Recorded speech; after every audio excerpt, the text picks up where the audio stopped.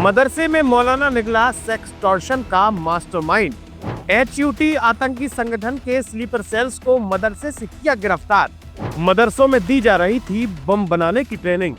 मदरसा में पदस्थ मौलवी नाबालिग बच्चियों को बना रहा था हवस का शिकार। राष्ट्र विरोधी दस्तावेजों के साथ मदरसे के मौलवी को किया गिरफ्तार। ये कुछ ऐसी खबरें हैं जो काफी आम हो चुकी हैं, लेकिन देश का शांति प्रिय समाज लगातार ये कहता नजर आ रहा है कि मदरसों में सिर्फ तालीम दी जाती है, मदरसों में बस दीनी बातें सिखाई जाती हैं।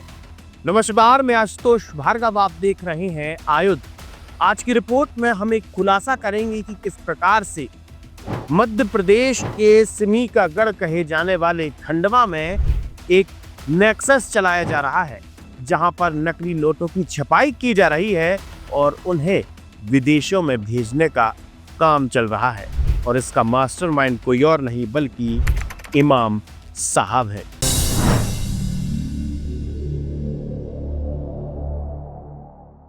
पिछले 15 दिनों में महाराष्ट्र के मालेगांव में राष्ट्रीय सुरक्षा को लेकर 2 बड़ी कार्रवाई की गई।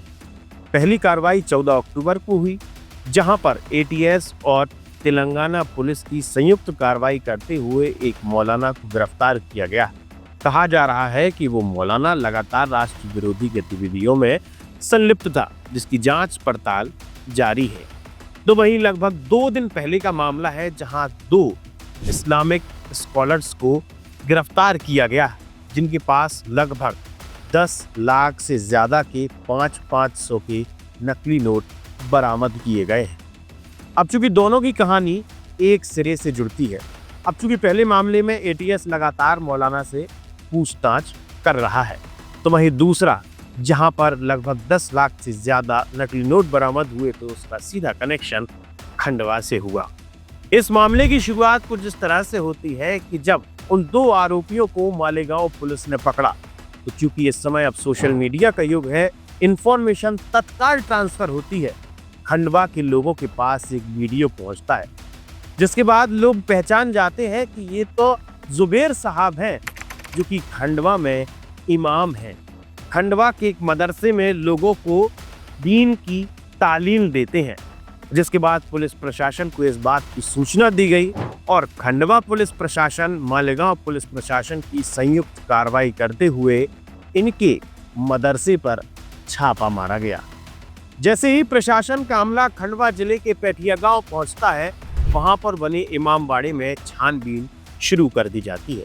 उस इमाम बाड़े के ऊपर बने एक डार्क रूम में जुबैर अंसारी रहता था और जुबैर अंसारी के उस डार्क रूम में एक बक्सा रखा था, जिस बक्से के अंदर लगभग 20 लाख से ज्यादा के नकली 500 नोट बरामद किए गए हैं। जुबैर पिता अशरफ अंसारी से संबंधित एक न्यूज यहाँ के लोकल के लोगों ने देखी थी रेटिया के। तो रेटिया जो गांव है वो थाना जावर क्षेत्र में है, और वहाँ पर जैसे ही उन्होंने देखने के बाद थाना प्रभारी को बताया, थाना प्रभारी ने खबर की और उसके बाद मौके पर थाना प्रभारी की टीम और HDP की टीम वहाँ जाकर उन्होंने कौन से मदरसे में इमाम का काम करता था उस मदरसे को जाके चेक किया। मदरसे में मालूम पड़ा कि वो निवास भी करता है, उसके निवास को चेक किया। निवास को चेक करने होगा उसके रूम से जो है लगभग अभी तक 19 लाख रुपए की 500 रुपए के नोट की 100 की गड्डी ऐसी प्राप्त हुई है। दरअसल पिछले 3 महीने पहले खंडवा जिले के पेठिया गांव के इमाम बाड़े के तौर पर जुबैर अंसारी को रखा गया था। वहां पर लोगों का ये मानना था कि जुबैर अंसारी इमाम बाड़े में रहकर वहां रहने वाली मुस्लिम समाज को दीन की तालीम देगा, लेकिन दीन की तालीम की जगह वहां पर उसने नकली नोट बनाने का कारखाना शुरू कर दिया था। पिछले 3 महीनों में जुबैर अंसारी की हरकतों को लेकर वहां पर रहने वाले ग्रामीणों ने इतना गौर भी नहीं किया था।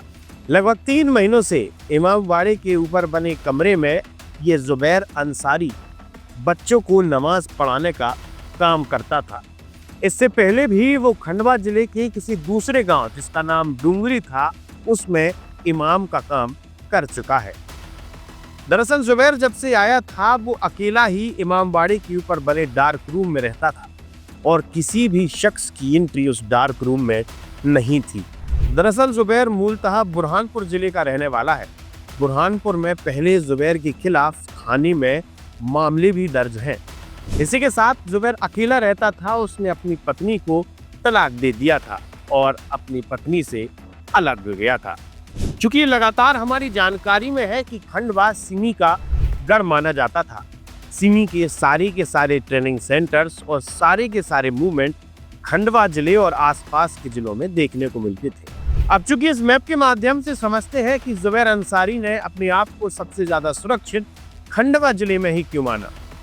अब चूंकि जुबैर अंसारी बुरहानपुर का रहने वाला था और बुरहानपुर जिला मध्य प्रदेश और महाराष्ट्र का बॉर्डर जिला है, जिसके चलते ही खंडवा जिला उसे सुरक्षित महसूस हुआ। खंडवा जिले में वो अपनी नकली नोट बनाने का कारखाना चलाया करता था और नोट को रिजर्व करके खंडवा में अपने इमामबाड़े में सुरक्षित रखता था। जिसके बाद वो बुरहानपुर जाता था और बुरहानपुर से जलगांव होते हुए मालेगांव पहुंचता था। चूंकि ये रूट एक ही है, यहाँ पर चेकिंग की समस्या नहीं होती, यहाँ पर संसाधनों की समस्या नहीं होती और बड़े आराम से खंडवा का व्यक्ति मालेगांव पहुंच सकता है। मालेगांव से व्यक्ति नासिक पहुंचता है, नासिक से महाराष्ट्र पहुंचता है और चूंकि महाराष्ट्र के मुंबई को अंडरवर्ल्ड का गढ़ भी माना जाता है, तो चूंकि ये पूरी की पूरी लाइन खंडवा से शुरू होकर मुंबई तक पहुंचती है। चूंकि मालेगांव में भी इस प्रकार की गतिविधियां लगातार देखने को मिलती है। अब चूंकि विशेषज्ञों का यह भी मानना है कि मालेगांव में हाल फिलहाल में एक मौलाना गिरफ्तार किया गया है जो कि राष्ट्र विरोधी गतिविधियों में संलिप्त था। अब चूंकि कोई भी गतिविधि चलानी है तो उसे फंड की आवश्यकता होती है, तो कहीं ना कहीं ये हो सकता है कि खंडवा का सारा फंड ट्रांसफर होकर मालेगांव पहुंच रहा हो। अब जैसे ही पुलिस प्रशासन ने छानबीन की, वैसे ही एक और बड़ा खुलासा हुआ। दरअसल 3 महीनों के अंदर इमाम साहब ने लगभग 14 से ज्यादा छुट्टियां ली थी और इन छुट्टियों के माध्यम से वो कैश को एक जगह से दूसरी जगह ट्रांसफर करने का काम करते थे। कुछ ऐसा कैश भी बरामद हुआ है जिसकी अभी कटिंग नहीं हुई है, तो कुछ कैश जमाया सप्लाई करने के लिए तैयार बरामद किया गया है। और अगर खंडवा जिले की ही बात की जाए तो खंडवा जिले में ही लगातार इमाम, मौलवी, मौलाना को लेकर एक के बाद एक खबरें सामने आती है, जहां पर कभी नाबालिग बच्चियों के साथ दुष्कर्म किया जाता है, कभी आतंकी ट्रेनिंग दी जाती है, कभी सरतन से जुदा के नारे लगाए जाते हैं और अब मदरसे के अंदर नफरत के अलावा नकली नोटों को भी बनाया जा रहा है।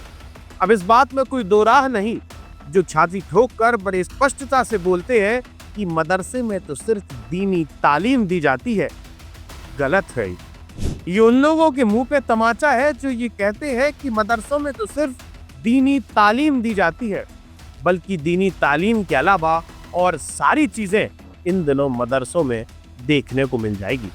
आप जुड़े रहिए हमारे साथ, देखते रहिए आयुध। आप हमारे चैनल को सब्सक्राइब कर सकते हैं। हम फेसबुक, इंस्टा, यूट्यूब, ट्विटर हर जगह मौजूद हैं। आपका बहुत बहुत धन्यवाद। लगातार जुड़े रहने के लिए आयुध को सब्सक्राइब जरूर करें।